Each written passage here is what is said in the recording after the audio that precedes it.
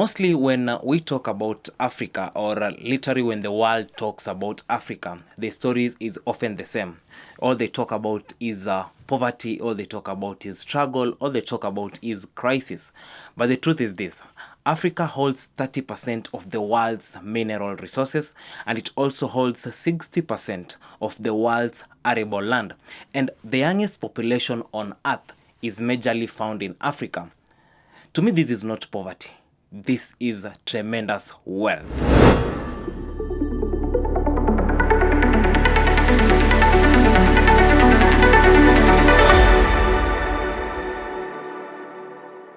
Welcome to Financially Rewired, the podcast that challenges how we think about money, success, and mindset. I'm your host, Mwavali Derrick. And today I want to speak to your spirit, not just your mind. I believe Africa is not poor. Africa is very rich, overflowing with potential, talent, and natural resources. But what limits us is not what we have, but it's how we think. When I was growing up, someone told me your mindset is the key to achieving a lot of things that you want in life. So today let's talk about Africa's untapped wealth and how a change in mindset could unlock a new era of prosperity across our continent. Mostly when we talk about Africa, or literally when the world talks about Africa, the stories is often the same. All they talk about is poverty, all they talk about is struggle, all they talk about is crisis. But the truth is this: Africa holds 30% of the world's mineral resources, and it also holds 60% of the world's arable land. And the youngest population on earth is majorly found in Africa. To me, this is not poverty. This is tremendous wealth. Now, the fact that Africa is not a poor continent, and the fact that there are a lot of things that I've just mentioned to you that are abundantly found in Africa tells you one thing: that Africa is not a weak continent, rather it's the most powerful continent. The problem is not our potential, but the problem is the narrative that was sold to us by our colonizers, a narrative that we have accepted and kept as part of our daily lives across the continent. We have been conditioned to wait for help. We have been conditioned to rely on others for answers. We have been conditioned to see foreign products as the best or as better than our own product. The conditioning that was given to us has even affected our daily lives. We wait for people's approvals to do things. We always wait for people to come to help us, yet we can do things even without their help. This programming that was sold to our forefathers has been dragged generation to generation to generation until we have lived in a world whereby we have to wait for people to come to help us, or we have waited for people to approve things for us to get things done. But that is not how the world lives. The world lives on a totally different prism.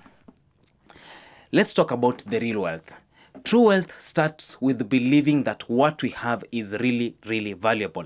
If we cannot believe in what we have, then those who are not one of us will believe in whatever we have. And that's why most of European countries are able to tap and benefit from our resources more than we Africans benefit from them. The moment Africa will start to believe in its own potential, the world will have no choice but to also believe in it.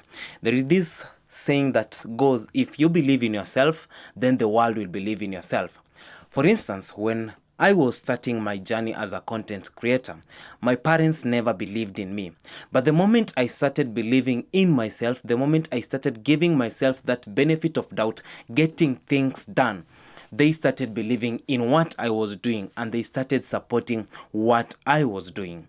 The biggest revolution Africa needs is not political, but the biggest revolution Africa needs is a mental revolution. We need to move from being consumers to being creators. We need to move from being employees to being builders. We need to move from complaining about what we lack to creating what we need. Have you asked yourself, which is the most profitable business that can thrive in Africa but is not yet actualized in reality?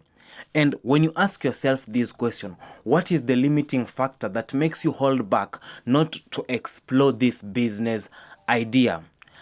Across the continent, I have personally seen, or we are even already seeing it, young entrepreneurs are in fintech, there are those who are in agriculture, we have those who are in fashion, and all these things are tremendously growing. With the growth of social media and technology, everything within our continent has become doable.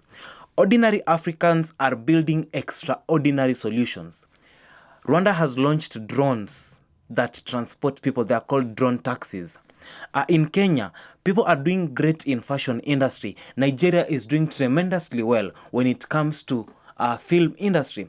But why are we not yet tapping to the level of the first world countries? Why is Africa still being seen as a third world continent? The moment I see people doing great things, these people become a living proof that when we rewire our mindset for great, when we rewire our mindset for abundance and to be able to tap into our potentials, we reshape our destiny.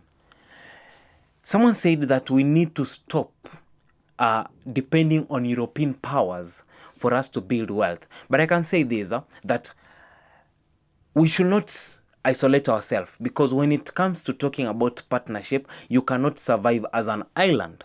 Africa does not have to totally isolate itself for it to rise above other countries. But what we must learn as African is we must learn how to engage strategically with other people. For too long, we have been exporters of raw materials and importers of finished goods. But it's time we position ourselves in a scenario whereby we are exporters of finished goods that come from the raw materials that we generate within our continent. Imagine this. Instead of exporting cocoa, we should be exporting chocolate. Instead of exporting crude oil, we could export clean energy technology. Instead of borrowing knowledge, we could create the knowledge. And actually, there is the foundation or the basis under which we built this podcast. We want to build a hub whereby knowledge that is shared from Africa can be tapped into globally and help one person or the other build knowledge from the stories that are shared with people right across Africa who are from Africa. Let's get back to the conversation. The goal is not to reject global powers like China, like the US, the European, UK, and all that. But the goal is to negotiate from a position of strength rather than from a position of weakness. Because the moment when you go to the table, there is this famous question we ask ourselves, what are you bringing on the table? The moment we take it to the table and speak with strength from a point of we can do it, not from the position of we need help to do it, then we'll have built a confident Africa that does not beg, but it rather builds, collaborates, and leads. And this is the position that will transform Africa and build the continent that we are looking forward to building. Over 60% of Africa's population is under 25 years. What does this mean? This means that the future isn't tomorrow. The future is right now. The youth of Africa have the greatest advantage. We are creative. We are connected. We are capable. But look, connection should go beyond entertainment. It should tap into creation. It should lead into creation. Like, we should be creating. We should not just be entertaining. We should be creating things that make an impact globally rather than just entertaining things. Let me just talk to the African diaspora in a short while, because those in diaspora, they should understand this, that your education, your experience, and your capital are the keys. Don't just send money home. Send ideas, build bridges. Let's make the world see Africa not as a continent of problems, but a continent of possibilities. And for the world to see Africa as a continent of possibilities, it will begin with me and you. First of all, realizing the possibilities that we have in our lives, us realizing the potentials we carry, and how we can use this potential to transform our life. Picture an Africa whereby young people believe in the value of their ideas. They don't doubt their ideas. They believe that if I'm going to do this, if I do it the right way, then I'll achieve it.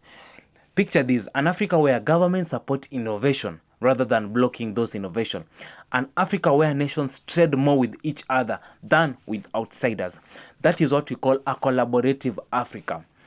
Muammar Gaddafi, I once spoke of Muammar Gaddafi. Muammar Gaddafi had a vision of uniting the around, I think, 52 plus states of Africa into one global country, or into one country.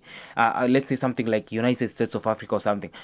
From this concept of Muammar Gaddafi combining all these countries under one and having states led by governors and having one president, what I pick from the idea is this: that through collaboration of different states within this continent, Africa is able to tap into the potential that it has and build the growth that it needs. Imagine a continent that does not wait to be saved, but saves itself. That's the Africa that I personally see. That's the Africa that Financially Rewired podcast stands for. An Africa whereby we are able to build resources rather than waiting for us to be helped to build resources. Wealth doesn't just begin in the pocket. It starts in the mind. And when the moment you realize that wealth begins at the mind, that is the moment you start breaking the barriers of financial success. Thank you for joining me for this powerful reflection. I've just been thinking it through from the weekend. Africa doesn't need permission to rise. You don't need permission to rise. What you need is a mindset that believes you can rise. Africa needs a mindset that believes it can rise. And when I speak of Africa, I speak of Africans, not the continent Africa, but the people who reside in Africa. Let's stop focusing on what we lack and start building with what we have, because the wealth we seek is already within us. I'm Mwavali Derrick, and this is Financially Rewired podcast. If today's episode inspired you, share it with someone who believes in Africa's future. Until next time, stay rewired, stay inspired, and keep building the Africa we'd dream of.